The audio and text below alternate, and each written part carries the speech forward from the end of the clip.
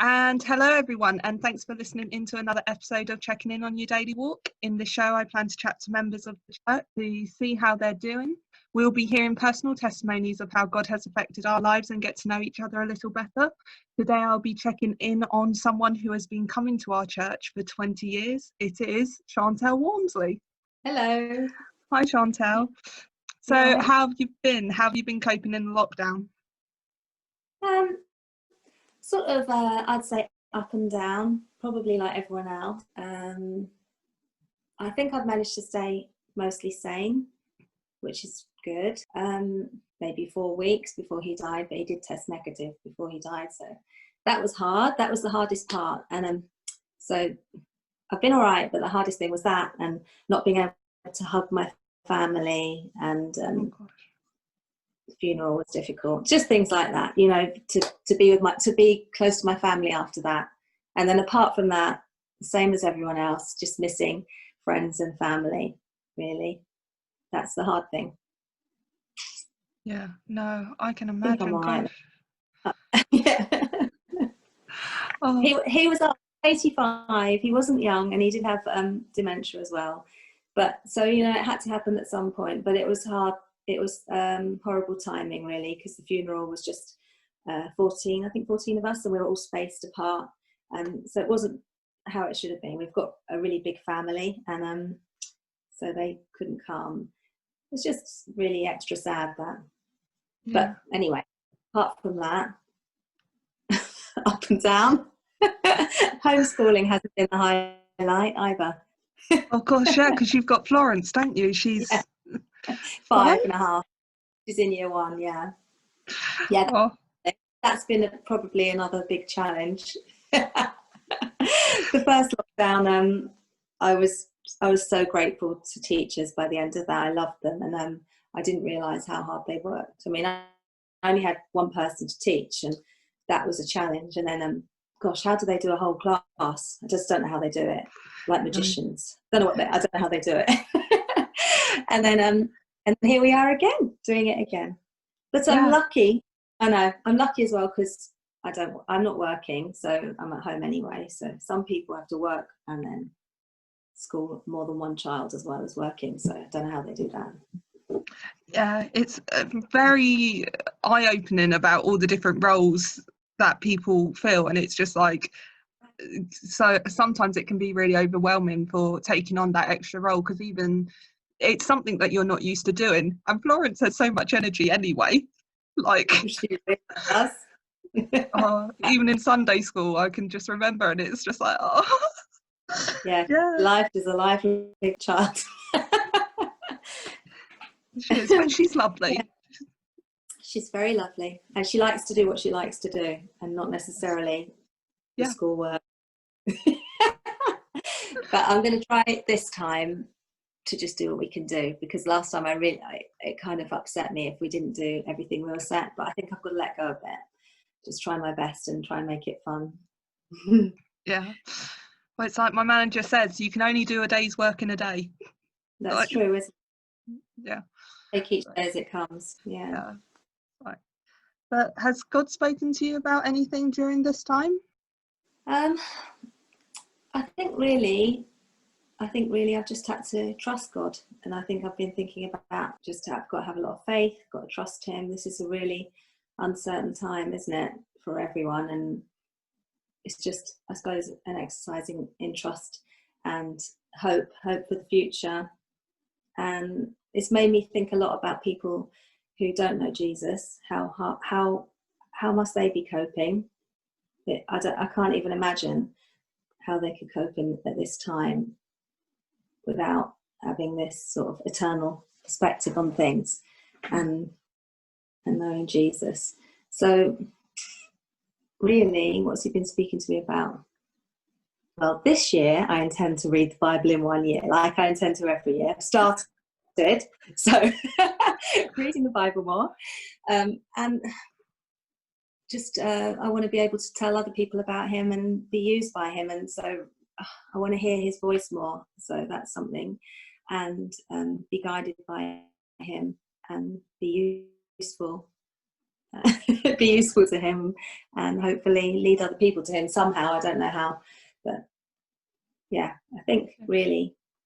And also the other thing I've been thinking about a lot is how God is, he's the same. Yes, he's the same God. He's the same as when I was a little girl, and I had a picture in small group a couple of months ago, probably now, and it was I forgot what the song was we were singing. It was a worship song, and it was such a lovely picture I had. I was running in where I lived as a little girl, and I was running home, but I knew I was going to run to God, to his arms, he was going to embrace me, and he loved me so much. And what was lovely about it was, apart from that, was that I wasn't out of breath when I was running, and because I can't run very well any distance at all, but I had so much energy, and I was a child, and I knew I was a child in that, but I was me now, but it kind of showed me that God, apart from how much he loves me unconditionally, it was lovely because it was reminding me that he knew me then, and I know that he knows me all through my life, and he's going to be with me until however old I am, right at the end. And it was just really reassuring. It's hard to put it into words, but it was lovely. That was something that was really lovely, and I keep thinking about that. It was just knowing that God's always the same. He's so faithful, and he's unchanging, even in this time of uncertainty. You know what I mean? I'm going on now. No, no, it's really nice. Like, that's such a cool picture. I mean, do you normally get pictures like that? I used to have pictures a lot, but I haven't had a lot of pictures for a while. Probably because I haven't sat down enough. I just feel like I'm too busy and I'm flitting around too much. And I think that's something I'd like to work on. You said that you wanted to get more pictures, so you used to get them a lot when you were like younger, I guess, and then. Yeah, a few years ago, probably more than 10 years ago, I used to get a lot of pictures, but I haven't really had them, just few and far between. So, but I like getting pictures from God. I love that. So I'd like to get more pictures, please, God. Maybe if you do the Bible in a year, maybe. Yeah, that's what I'm thinking. Have you joined, I don't know, is it David and Coral? They're trying to start a little support group, so everyone. Are you in that then? No, but I should. I will message them. Yeah. One of them, David. I will. It's just me and Simon doing it, actually, and Sam's doing it with us at the moment. But yeah, we should link up, be more fun, more accountability. That's what I need. Yeah, I was going to. No, I wasn't. I don't know why I was even going to pretend. No, I'm not. I'm not great with reading the Bible. I get a Bible verse a day, and I read that, so I'm doing all right. That's good. Something at the moment, I think. So Sue Bell has texted me recently, saying that Psalm 23 to pray over that each day. So I was. So it's the Lord is my shepherd, and just to see how the day goes. But yeah, I'm not great at reading. It's hard, isn't it? I find it hard as well. It's a real challenge. No, it's hard to concentrate, I find, my mind. Do you get that too? Yeah, 100%. And it's like, oh, yeah. And reading's never been like, I think I used to like to read a lot when I was younger, but nowadays I don't have the patience for it. And so it's like, I'm sure I could find the time if I wanted to, but it's the motivation behind it. I know. Exactly. I know. I'm amazed that I've got up to I'm up, have I frozen? 10 days actually.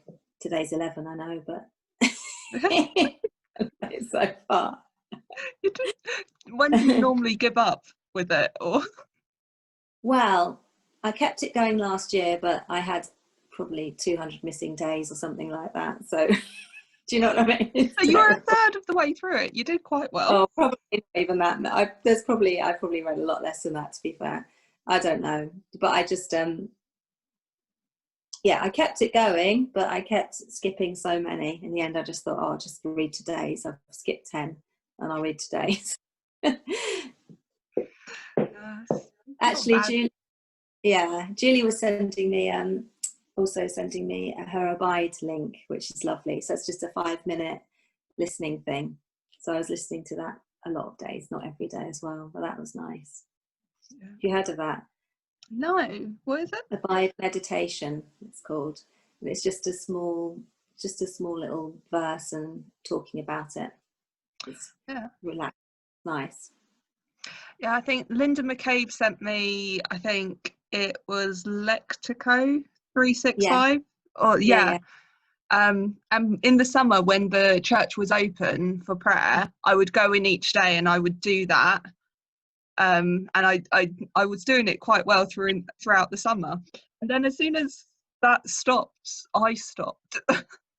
Yeah. And because it's just motivation, because even though you're still, it's reading a verse or listening to a verse, I think it's, I find the Bible very hard.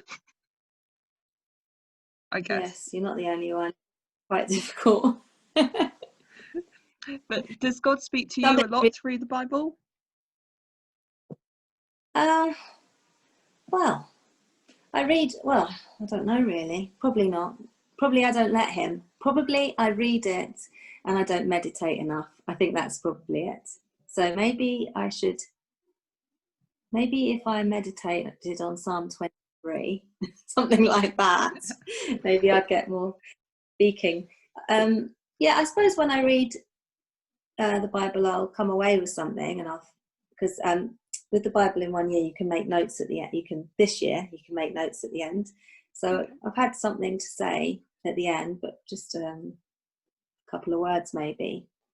So no, probably an answer to your question, not massively no, but that's probably because I don't make the time enough. But I want to learn. This is the year. This is the year. Finally. Yeah. 2021, the year that you complete the Bible all in a year. Yeah, that'd be good. I think I'm making too much, actually. I'm a bit worried now. I might not stick to it. Well, no, I feel like we've spoken about it so much that whether or not accountability, from Simon and Sam, we'll just have ODC as a church just going, no, you said you would. So you will do it, Chantelle. I'll try. I'll give it a good shot. Yeah. You can only do what you can do, can't you? Exactly. But that's the thing. Try not to feel about it. Yeah. It's just don't worry about it. It's not anything big, is it? Well, it's the Bible. It's quite important. I'm going to get told off by Andy for that. Didn't want to say anything. Yeah. So how does God normally speak with you then? So you used to get a lot of pictures, but you don't anymore, and not quite through the Bible. So is it when you sit and pray with him, or? Wow, I do listen to quite a lot of worship music around and about in my sort of moving around and in the car sometimes. And I suppose I feel like God often sort of speaks to me then, or I get touched by the Holy Spirit when I'm listening to worship music, and then that might lead me to pray about certain things. I like the way God speaks to you, Charlie, with the audible voice. I'd like that as well, please. Yeah. I don't have that. When you told me about that, I thought that was fabulous. But I suppose I just get a sense. Every now and then I'll get a sense of something, and I'll think, especially if it's a prompting to do something that's a bit out of my comfort zone, I'll think, do you want me to do that? Okay. And then it's like, all right, then I have to do it. But it's it's just a kind of feeling. I think God speaks to me like that. So yeah, I listen to worship music and I pray, and that's my most comfortable sort of connection with God. That's my way. And reading the Bible, I've been trying to learn to do for many years. So yeah, is that the answer to your question? Just a feeling, really. Just a sense. Yeah.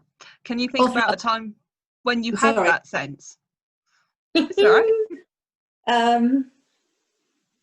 Well, actually, recently a neighbour of mine contacted me because she was quite upset. She was suffering with anxiety and she was really upset, and she just texted me and was telling me about it, and I said, oh, do you want me to come over and I'll pray for you? And she was like, yes please, yes please. And I was thinking, well, no, do I know her well enough to go around and pray with her? That was quite a big step, and I was thinking, I'm going to do it, I've got to do it. And also it was in lockdown as well, not since it was in December, and I prayed for her, and God really helped me, and he gave me the words, and I know that she was touched, and that was really good. And she's kept in contact with me, and I've kept in contact with her. And I know that if I had just sort of said, oh, okay, I'll pray for you, and not actually gone round there and prayed for her, because I felt like God was prompting me to do that, and that was a bit out of my comfort zone. But I know that it was the right thing to do, and it was a blessing for her, I'd say. Sorry, I've got my phone on there, turn that off. It's all right. There's probably loads of others, but can I think of one now? No. There's going to be loads. I think I don't know. I think I quite like. I say I would like the subtle approach, but I wouldn't respond to it. And I think that's probably where the difference in our characters is. Yes, God knows. You see, God knows who talks to you. Yeah, more than we do. It's true. He does know. Yeah. But maybe just, have you ever asked for him to talk to you? I don't know that I have. I don't actually know that I have. I've just marvelled at when I hear about other people, when it happens to them. I probably haven't, no. Now. Maybe I should. Yeah. Because why not? I mean, I don't think I've ever known it's never been a thing to me to not think to ask God to answer a question.